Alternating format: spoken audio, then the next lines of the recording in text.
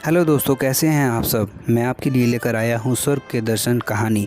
ये कहानी बहुत ही अच्छी कहानी है। आप भी सुनिए और बच्चों को भी सुनाइए। और अगर आप मेरे चैनल पर नए हैं तो प्लीज़ मेरे चैनल को सब्सक्राइब कर लीजिए। तो चलिए आगे बढ़ते हैं। नारायण बहुत भोला लड़का था। वह प्रतिदिन रात में सोने से पहले अपनी दादी से कहानी सुनने को कहता था। दादी उसे नागलोक, पाताल लोक, चंद्रलोक, सूर्यलोक आदि की कहानी सुनाया करती थी। एक दिन दादी ने उसे स्वर्गलोक का वर्णन सुनाया। स्वर्गलोक का वर्णन इतना सुंदर था कि उसे सुनकर नारायण स्वर्ग देखने के लिए हट करने लगा। दादी ने उसे बहुत समझाया कि मनुष्य स्वर्ग नहीं देख सकता, किंतु नारायण रोने लगा। रोते रोते ही वह सो गया। उसे स्वप्न में दिखाई पड़ा कि एक चमकते देवता उसके पास खड़े होकर कह रहे थे, बच्चे, स्वर्ग देखने के लिए मूल्य देना पड़ता है। तुम सर्कस देखने जाते हो तो टिकट देते हो ना। स्वर्ग देखने के लिए भी तुम्हें उसी प्रकार रुपए देने पड़ेंगे। स्वर्ग में ही नारायण सोचने लगा कि मैं दादी से रुपया मांग लूँगा, लेकिन देवता ने कहा था स्वर्ग में तुम्हारे रुपए नहीं चलते। यहाँ तो भलाई और पुण्य कर्मों का रुपया चलता है। अच्छा, तुम यह डिबिया अपने पास रखो। जब तुम कोई अच्छा काम करोगे तो इसमें 1 रुपया आ जाएगा, और जब कोई बुरा काम करोगे तो 1 रुपया उसमें से उड़ जाएगा। जब यह डिबिया भर जाएगी तब तुम स्वर्ग देख सकोगे। जब नारायण की नींद टूटी तो उसने अपने सिरहाने सचमुच एक डिबिया देखी। डिबिया लेकर वह बड़ा प्रसन्न हुआ। उस दिन दादी ने उसे 1 पैसा दिया। पैसा लेकर वह घर से निकला। एक रोगी भिखारी उससे पैसा मांगने लगा। नारायण भिखारी को बिना पैसे दिए भाग जाना चाहता था। इतने में उसने अपने अध्यापक को सामने आते देखा। उसने अध्यापक उधर लड़कों की बहुत प्रशंसा किया करते थे। उन्हें देखकर नारायण ने भिखारी को पैसा दे दिया। अध्यापक ने उसकी पीठ ठोकी और प्रशंसा की।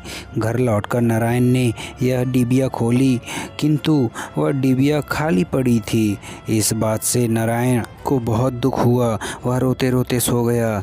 सपने में उसे वही देवता फिर दिखाई पड़े और बोले, तुमने अध्यापक से प्रशंसा पाने के लिए पैसा दिया था, सो प्रशंसा मिल गई। अब रोते क्यों हो। किसी लाभ की आशा से जो अच्छा काम किया जाता है वह तो व्यापार है, वह पुण्य थोड़ी है। दूसरे दिन नारायण को उसकी दादी ने 2 आने पैसे दिए। पैसे लेकर उसने बाजार जाकर 2 संतरे खरीदे। उसका साथी मोतीलाल बीमार था। बाजार से लौटते समय वह अपने मित्र को देखने उसके घर चला गया। मोतीलाल को देखने उसके घर वैद्य आए थे। वैद्य जी ने दवा देकर मोतीलाल की माता से कहा, इसे आज संतरे का रस देना। मोतीलाल की माता बहुत गरीब थी। वह रोने लगी और बोली, मैं मजदूरी करके पेट भरती हूँ। इस समय बेटे की बीमारी में कई दिन से मैं काम पर नहीं जा सकी। मेरे पास संतरे खरीदने के लिए 1 पैसा भी नहीं है। नारायण ने अपने दोनों संतरे मोतीलाल की माँ को दे दिए। वह नारायण को आशीर्वाद देने लगी। घर जाकर जब नारायण ने अपनी डिबिया खोली तो उसमें 2 रुपये चमक रहे थे। एक दिन नारायण खेल में लगा था। उसकी छोटी बहन वहां आई और उसके खिलौने को उठाने लगी। नारायण ने उसको रोका। जब वह नहीं मानी तो उसने उसे पीट दिया। बेचारी लड़की रोने लगी। इस बार जब उसने डिबिया खोली तो देखा कि उसके पहले के इकट्ठे कई रुपए उड़ जाते हैं। उसे बड़ा पश्चाताप हुआ। आगे से उसने कोई बुरा काम नहीं करने का पक्का निश्चय कर लिया। नारायण पहले रुपए के लोभ में अच्छा काम करता था। धीरे धीरे उसका स्वभाव ही अच्छा काम करने का हो गया। अच्छा काम करते करते उसकी डिबिया रुपयों से भर गई। वह स्वर्ग देखने की आशा से प्रसन्न होता। उस डिबिया को लेकर वह अपने बगीचे में पहुंचा। नारायण ने देखा कि बगीचे में पेड़ के नीचे बैठा हुआ एक बूढ़ा साधु रो रहा है। वह दौड़ता हुआ साधु के पास गया और बोला, बाबा आप क्यों रो रहे हो? साधु बोला, बेटा जैसी डिबिया तुम्हारे हाथ में है वैसी ही एक डिबिया मेरे पास थी। बहुत ही परिश्रम करके मैंने उसे रुपयों से भरा था। बड़ी आशा थी कि उसके रुपयों से स्वर्ग देखूंगा, किंतु आज गंगा जी में स्नान करते समय वह डिबिया पानी में गिर गई। नारायण ने कहा, बाबा आप रो मत, मेरी डिबिया भी भरी हुई है, आप इसे ले लो। साधु बोला, तुमने इसे बड़े परिश्रम से भरा है, तुम्हें देने में दुख होगा।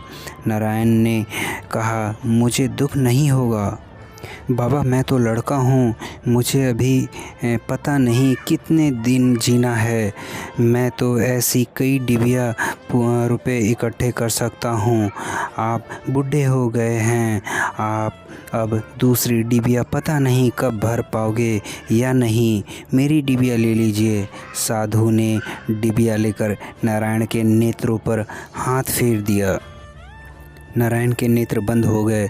उसे स्वर्ग दिखाई पड़ने लगा।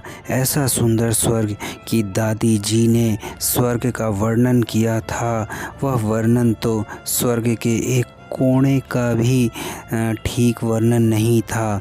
जब नारायण ने नेत्र खोला तो साधु के बदले स्वप्न में दिखाई पड़ने वाला वही देवता उसके सामने प्रत्यक्ष खड़ा था।